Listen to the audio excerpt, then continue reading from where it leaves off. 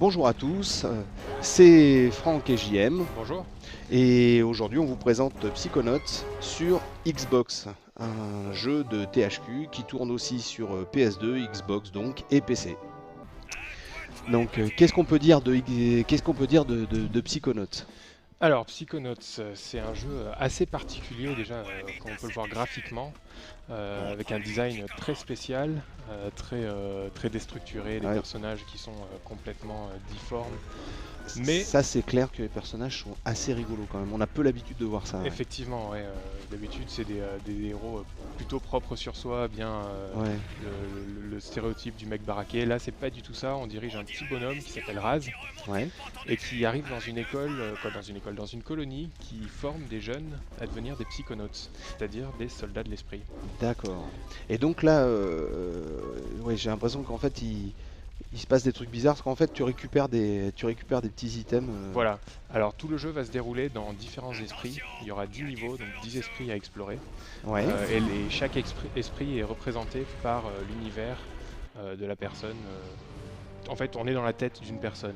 D'accord, donc en fait, ouais, le jeu ne tourne pas autour d'un décor, il y en a moult Il y en a décors. 10, il y en a 10 Ouais. suivant la personnalité de la personne qu'on va explorer. Là, je suis dans le cerveau de mon instructeur-chef, qui Oui. est très axé vers tout ce qui est militaire, ce qui explique effectivement que l'univers est un peu sombre, un peu militaire. Mhm. Et voilà, donc c'est un parcours du combattant qui sert de premier niveau d'entraînement. Initiation. Voilà, c'est ça. Bon, bah, c'est cool. Mais c'est vrai que les personnages sont vraiment complètement délirants. Hein. Ouais. Complètement délirants, quoi. Ouais. Voilà, donc pendant le niveau, je vais ramasser ce qu'on appelle des bribes d'imagination.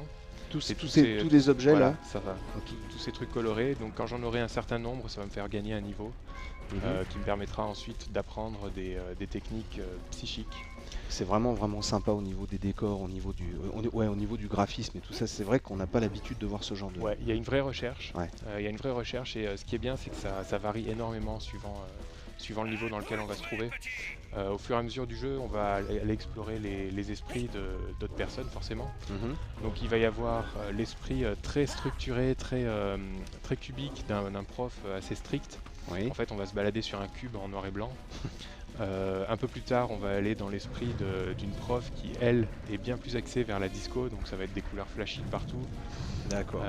Encore un peu plus loin, on va aller dans l'esprit d'un monstre carrément, Ah oui. d'un ennemi. Donc c'est vraiment, on s'ennuie pas du tout avec Psychonauts.